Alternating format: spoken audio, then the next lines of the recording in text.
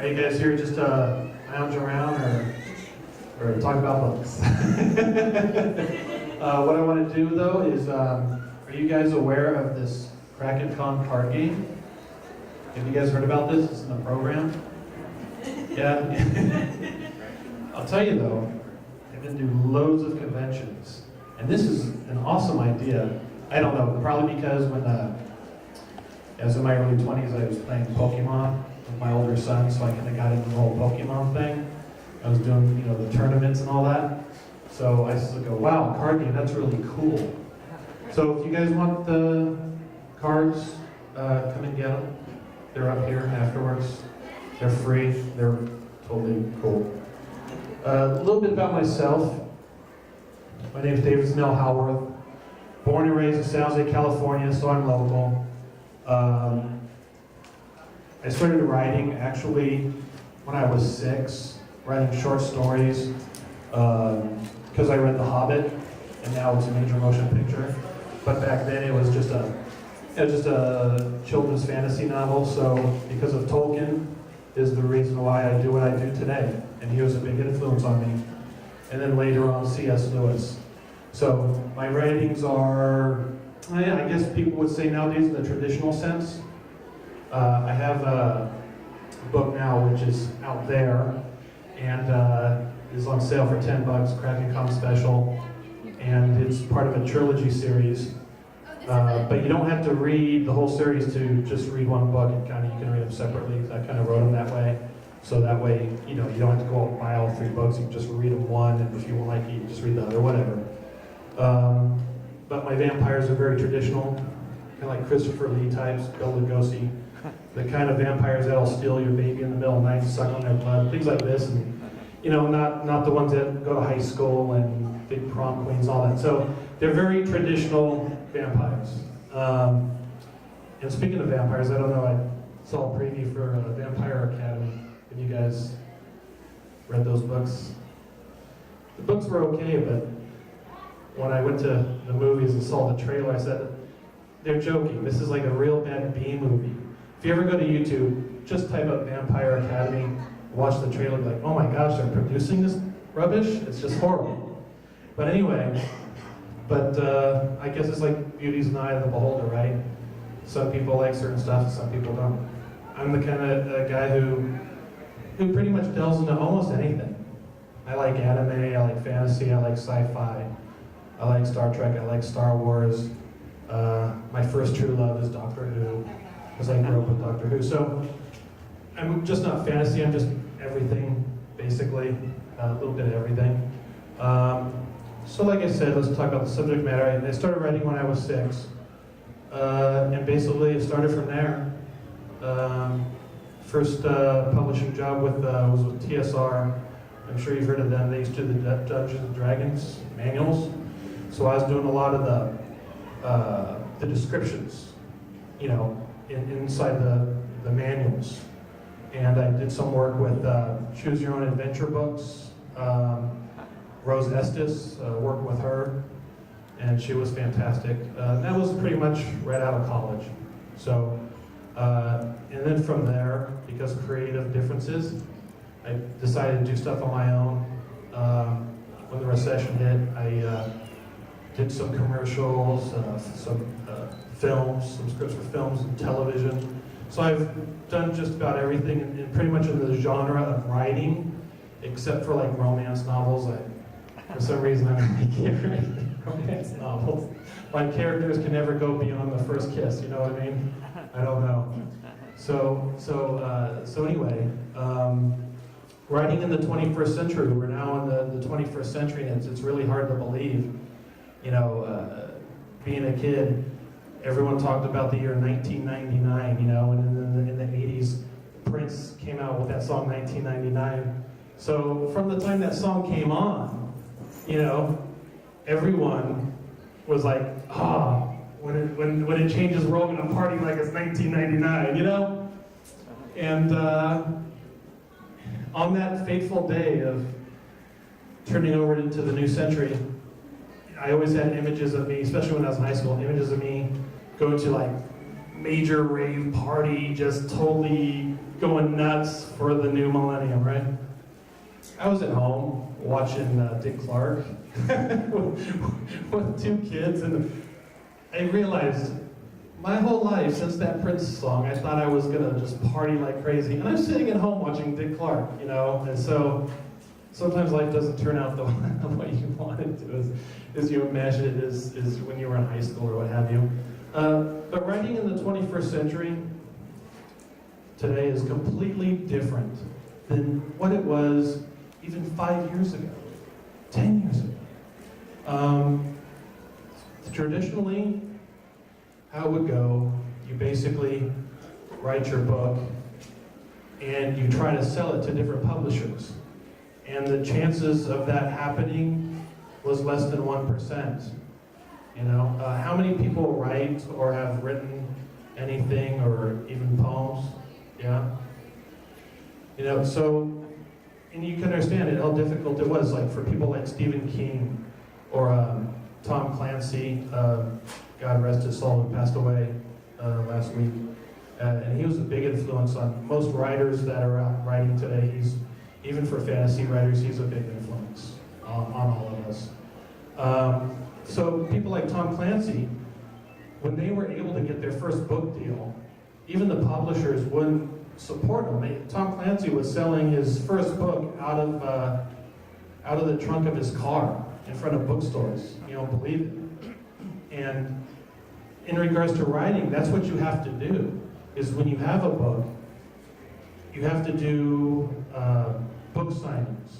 You have to do, this is something I just started, at conventions. I'm one of the only writers, I think I'm the only writer who does comic conventions, fantasy conventions, anime conventions. I don't care what type of convention is, I'll get in and do it, you know? Because in the whole spectrum between anime, fantasy, and all these subject matters, in a sense, they all combined, you know? The convention community, it's almost like we're one big family. If it's an anime convention, it's a Doctor Who convention, we're people who love conventions, right? So we have that in common. But I think, you know, with what I'm doing today, doing the conventions other writers will start doing in the future.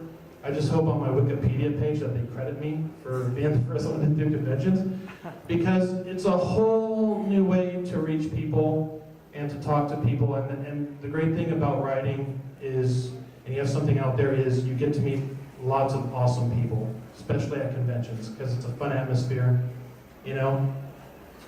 But it's very difficult back in the day to actually get a book published. Because if the publisher doesn't like your stuff, forget it. It's never gonna happen. So people like Stephen King and what have you, they, you know, they work very, very hard. I think in the traditional sense, in the 20th century, they worked a lot harder than they do today. Today, it's a lot easier to get a book out, okay? And the reason why that is, it's just like music. The book industry and music are very similar. And the reason why is because of technology. 20, 30 years ago, they didn't have what we have today on the internet. They didn't have the social media. They didn't have all this free advertising like we do today. If you're interested in writing a book, if you want to get published, one word of advice to you, try not to pay for any advertising at all, okay? And I'll tell you why. Because there's so much free advertising for you. The beginning step of once you get a book out, get yourself a Facebook fan page, separate from your personal page, because they conflict with each other. You know, I don't know how many people in here play Facebook games, Farmville, MMOs, anything like that. They're very okay, and they were really popular like 2 years ago, because when I had to rush home, you know, and stuck in traffic from a meeting, I gotta be home in 5 minutes. My corn's gonna sprout. Yeah, I fell into that too, and that's also a trap that writers shouldn't get into, because you're like, should I pick my corn or write another paragraph? Well, the corn picking will take 5 minutes. Next thing you know, you're an hour into the game, right? So try to stay away from that when you're writing.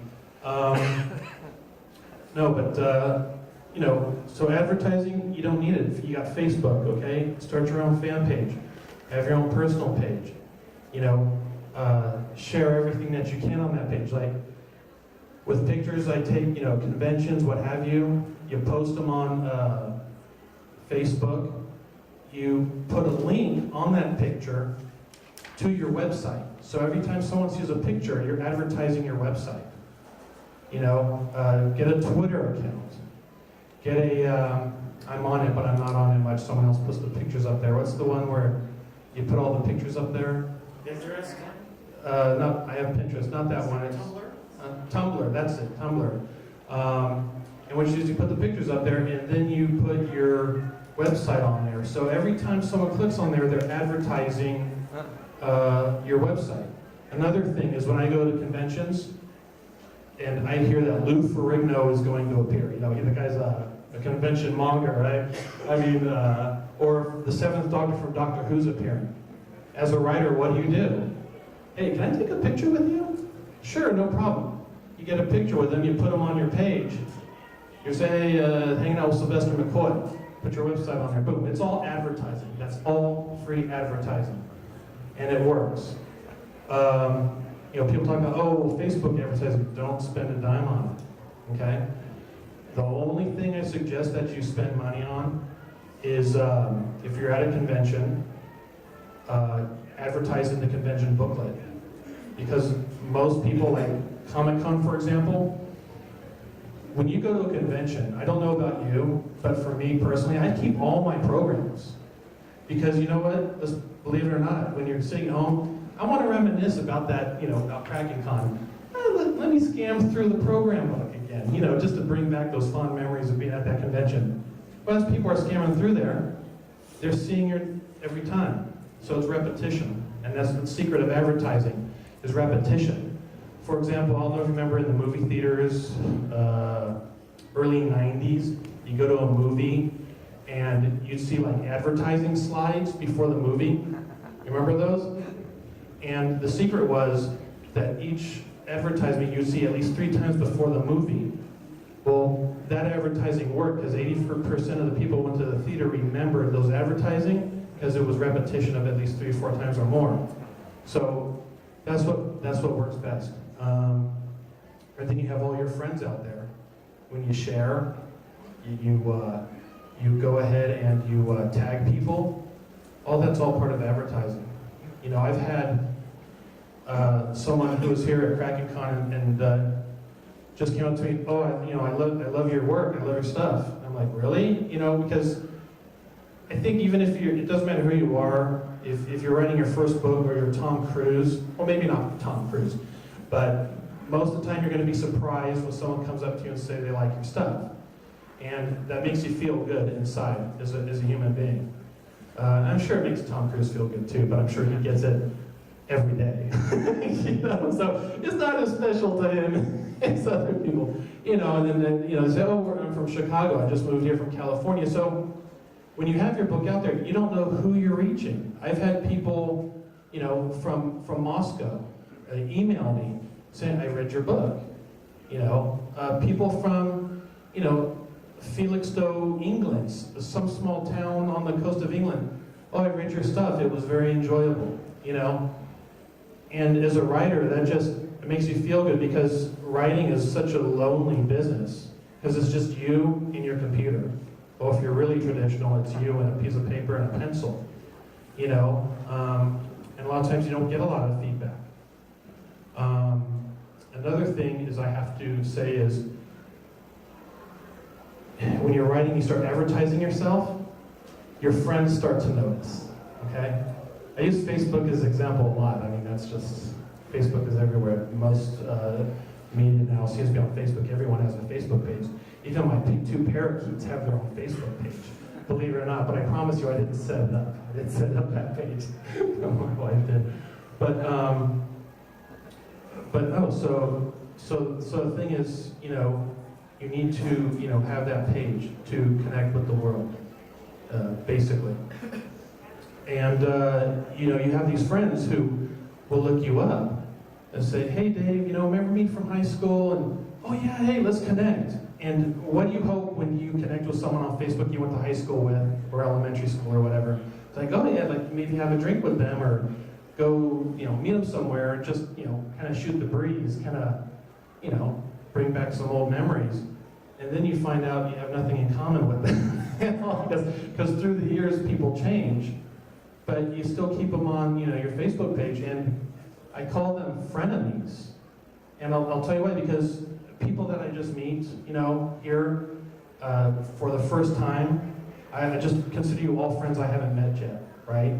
And the thing is, your friends you've known in high school, they're not receptive to you, but people I meet today at the convention, friendly, polite, interested in what you're doing, and I'm interested in what you're doing, and just having a great conversation, right?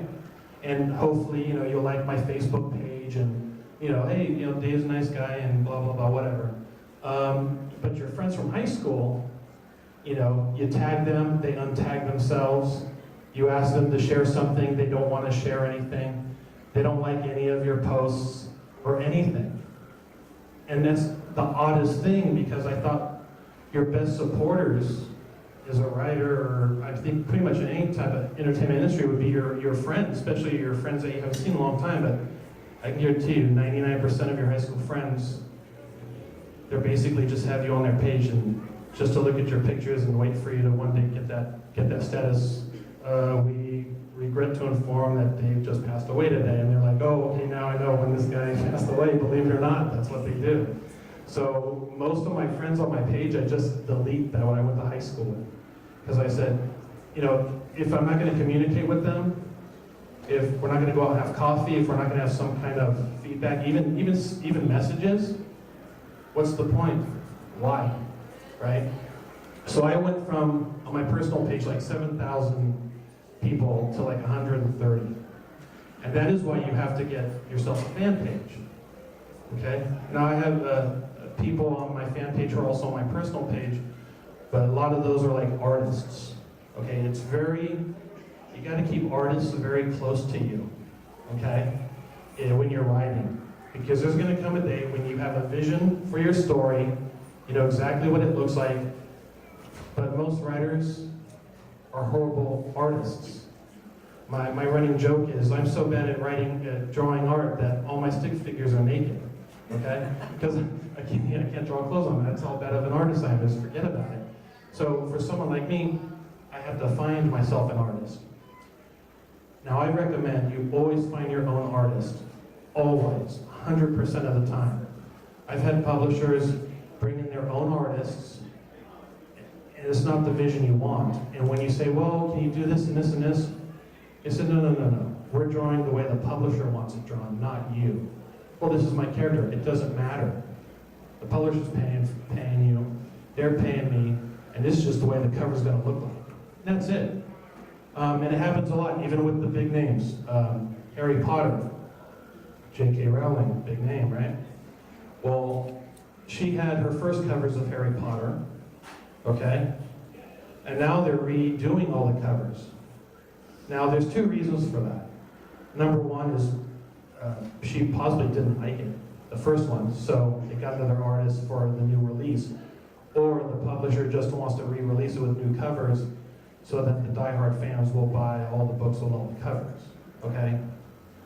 So it could be either way, but, so I believe in always getting your own artist. A great place to get those is DeviantArts, okay? There's artists all over the world looking for commissions, okay? There are people who buy your books, they support you. Well, the writer should support the artist too, and vice versa. Because at the end, we're all on the same team. We're all working to put out a product that everyone hopefully will enjoy, So find your own artist. My artists I found like in Scotland, Hungary. Most interesting one is I found a Russian girl who lived in Belgium, whose father was Spanish. So it was very international. So and people in Europe will be more than happy to draw your cover for you, for pennies. So why pay, all this money for it to get done when you can find someone on DeviantArts for almost nothing, right? But what has changed in the industry is technology, like I mentioned.